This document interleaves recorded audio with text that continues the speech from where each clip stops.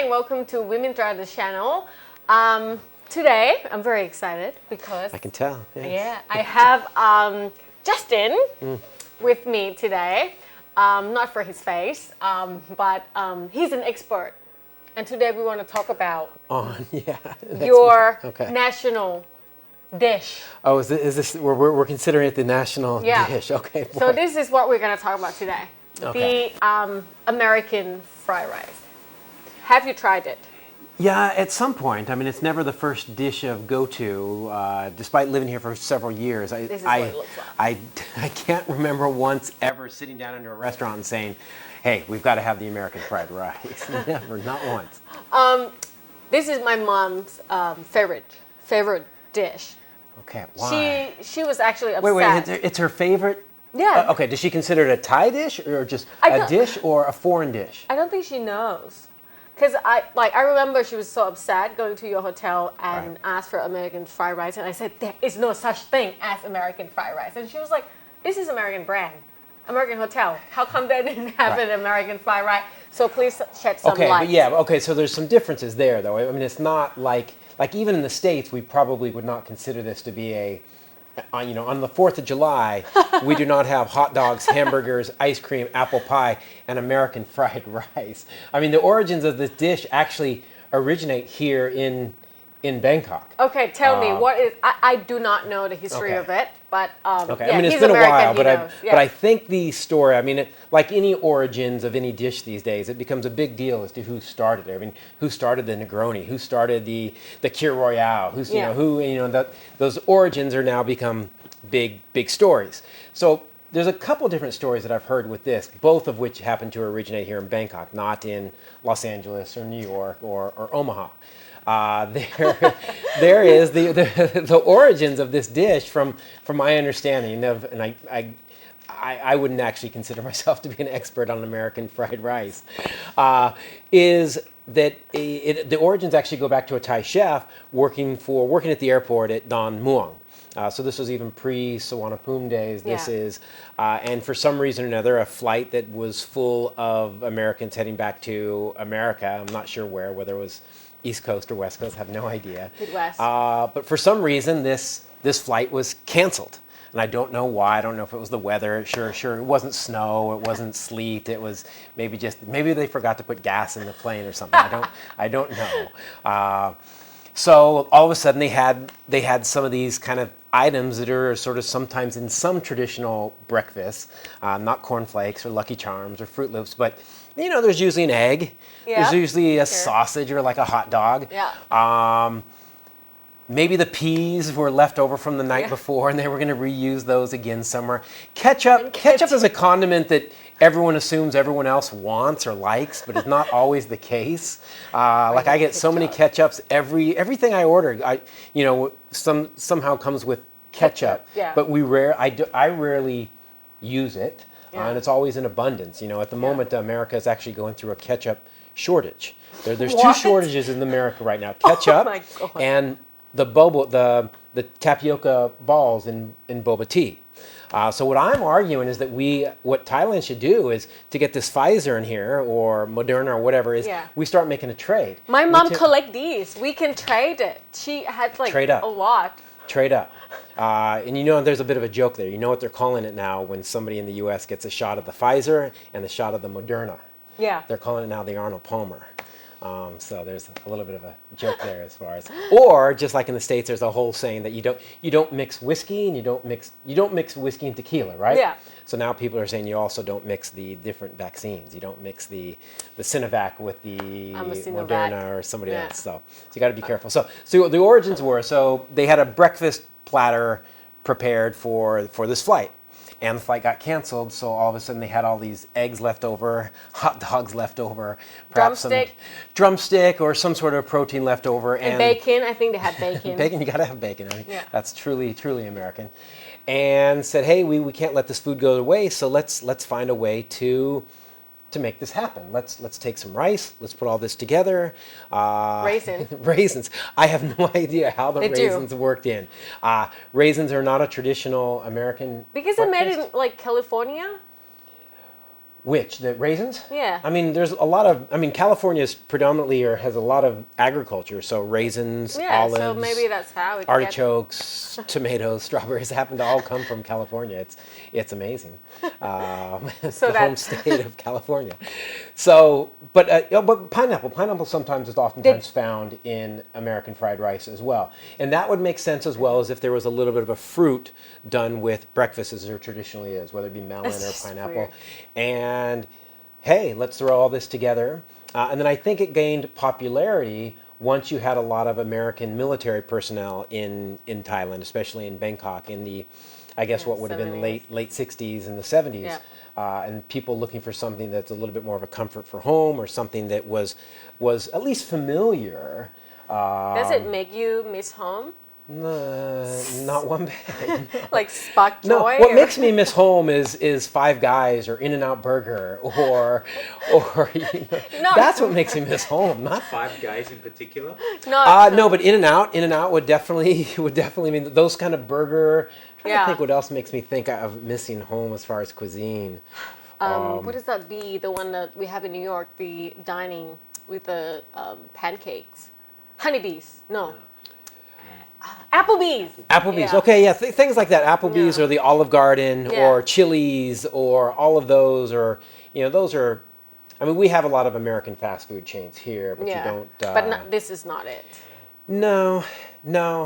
What would be an interesting study is of all the Thai restaurants that are now in Los Angeles or in the state of California, how many of them actually do an American fried rice?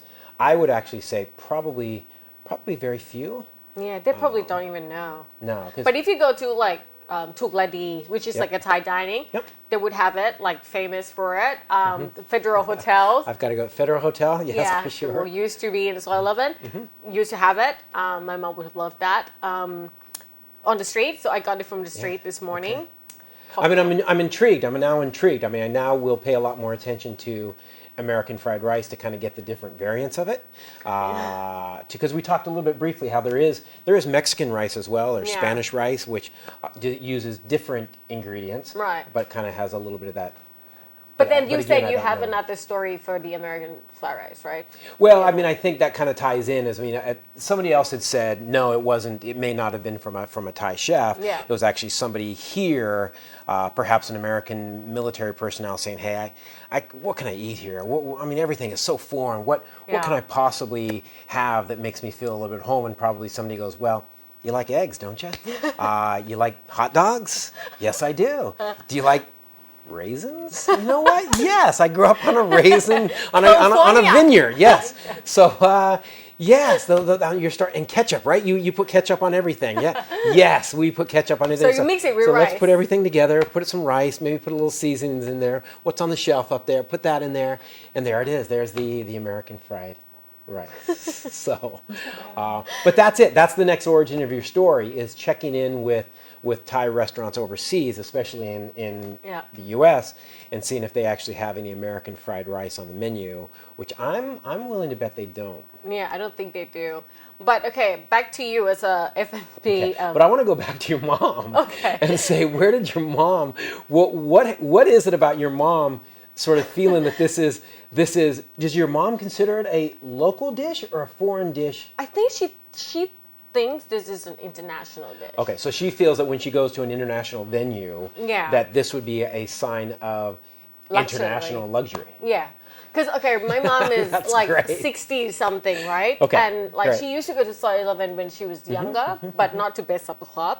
But Okay. she would go to Ambassador Hotel where they Okay. do the ballroom dancing back in Yes. those days. Yes, and yes, yes, that's her yes. days. Or Montien Hotel where they do, ballroom dancing and jazz and things like But those that. are hotels. Those were some of the. I mean, the Ambassador Hotel was just right behind the Oriental as far as luxury properties that catered to international guests. So I that's think. kind of like just give you a little bit of background of who my mom is, and that's where she get her American it. fried I rice. love it, yes. And then we took her to Kim Ten Hotel. They have chai yen, like Thai milk tea with we love, she loves, and she was like, "Where's cow pat American?" I'm like, "There is no cow pat American." I'm so disappointed in ourselves. My God, how did we miss this great opportunity? Like there is no cow pat. Like there is like every time we take her to hotels. Yeah. But we're talking about international hotels, not like Montian or Ambassador or anything. Right, She was like, right. just get me American fried rice. I'm like, there is no American fried rice. Yeah. But why can't you have it though? I mean, there's no reason why we can't have it. I mean, for us, it really just comes down to whether or not it would sell or would it not sell. Other than your mother, I don't think it would sell. Maybe we should do a market research I'm on happy this. to. But because you know what, I personally don't order this. But then every time we go to Villa or even on the street, we see it. We see it all the time. So there must be a market for it.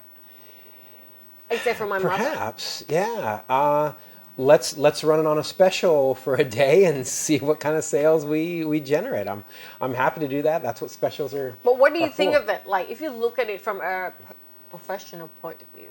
I think it's convoluted and misguided. Misguided in what way? In that it's doesn't represent your American brand. No, not really. Like, I mean, look at this thing. Yeah, that's not very premium. No, but I got it from the street. But I mean, right. if it's 5-star hotel, it could be slow. What would actually be kind of cool is to do a real premium version of American fried rice, where you're calling up Joe Sloan's and going, hey, give me some premium sausage, you know, and let's talk to Siren Farms and get some nice organic free range eggs and get organic some raisins from California. Absolutely, we can get the California raisins, right? We can work in the whole grapevine song that was a big hit for many years. Yes, that would be actually kind of fun to do as a sort of a premium version. But does it represent? I mean, the sort of the iconic foods of Americana would be potato chips and apple pie and hot dogs and hamburgers and French fries. So you do, I guess, have a bit of a hot dog in there. Yeah. But even as an American, I'm not sure how the peas got in. Yeah. Or tomato. I mean, there's a little bit of okay, that's the tomato. Okay, but then you've got ketchup, so it's a little repetitive. Yeah. I have no idea. But I think a lot of people just consider ketchup to be kind of sugar sauce. I don't know if I don't do ketchup. So. Okay, yeah. No, but it doesn't spark joy, does it? No. Maybe this one doesn't, but I mean. It's definitely sure piqued some interest. I mean, I'm now going to study more. I'm super intrigued about the real origins of this and how it's kind of stuck around. I mean, you're actually arguing that it's got incredible staying power. I mean, if you go out on the street, it's you got to have the American fried rice. So I'm intrigued by that angle. It's sold. Like, we walked in and we got this one because we wanted to shoot it, and then when we walked back this afternoon, it was sold. And Tukladi, It everyone's was buying sold. Okay, well, maybe Tukladi, what you're talking about now at the moment, Villa. Yeah. Villa kind of caters to a little bit more of an international foodland. Yeah. And Tukladi has always kind of hit the market, and they've got a little bit of a niche of Americana diner mixed with a lot of Thai dishes. And you've got your sort of 80-baht breakfast. Yeah. And it's actually a beautiful kind of concept. Yeah. So they've had a little bit of an international, but if you go out on the you pick this up out on the street? Yeah, just here, Langsuan. Okay, and what other dishes do they have? So they have this. They have like kapow, which is like a standard, and then green curry spaghetti. Okay. Bing. And then muping and gayang and those stuff. But yeah, this is like wow, it's there. So. And there's no confusion. No. They're like absolutely. They're like absolutely. I think Thais know this very well, and this is why I feel this is why I want to ask you if Thais like it or want to eat it, want to have it. Why don't hotel think of having it? Or is it like too outdated? Or is no, I mean it's nothing no longer is outdated. It's really if there's something that's cool and relevant, it's got a great history, and you're now sort of stemming these online debates about American. There's interest there. Bring the American sexy, hot American sexy back. Yeah. For my mother. I mean, I'm super intrigued. Yeah. And so, okay, last question. As a again, F&B professional and an expert, when you build an F&B outlet, should you cater to Thai palate or international palate, and And should the brands actually listen to locals? Look, oh, absolutely. Yeah, no, you really, I mean, especially if there's been, I mean, there's a lot of different thematics that have sort of come across, you know, obviously in this last year, and that is, you really do need to pay a lot of attention to the local demographic. Yeah. I mean, even if we weren't going through this crazy, tragic COVID year, you're, even in a place like the Kimpton or any of these hotels that sort of have a well-traveled demographic, right. The real success these days comes from the understanding and the dependency of the local market. I mean, even everything that we've done, even if it wasn't for COVID, you have to be able to, you know, entice and attract the local market. I mean, there's just not enough foreigners or international travelers to be able to support venues every day with the amount of competition that a city like Bangkok has. You've got to get the local market excited. You've got to be able to depend on the locals. Yeah. Absolutely. So this might be a savior. Oh, That might. I'm You're telling you, absolutely- seriously. My Yeah. mom would eat this every day, and it's like, okay, it's 40 baht here. In the hotel would be 120, something like that. And she would be happy to pay for it with my money. Yeah. Okay. Okay. Thank you so much for No, joining thank you. That with was the great. That was good fun. American fried rice. Usually I don't want to put pineapple in there, but that's Yeah, interesting. I think there is sometimes pineapple. You know, I mean, I'm now super. I'm going to do my own little research on it to kind of get a better understanding. We'll welcome Justin back when you've done your research and you have more. Well, I feel this obligation now. Yeah, I mean, yeah. especially as So an American, I've got yeah. all this. Like, did I get it wrong? Is there something about this dish I'm not understanding? How does it make me less American that I don't fully embrace this dish? Yes, I yes. mean, So now, for this 4th of July, we will do apple pie, hamburgers, French fries, and cow pat Americana. And pineapple on pizza. Yeah. Yes, which I am a Yeah. big fan of as well. So, if people want to talk to Justin, he's he knows everything about Spirit House, Yes. food and beverage. American fried rice is his next thing. Follow you on Twitter. I'm on Twitter at Justin Dunne. I've got my Instagram handle is Justin Dunne. My Facebook is Justin Dunne.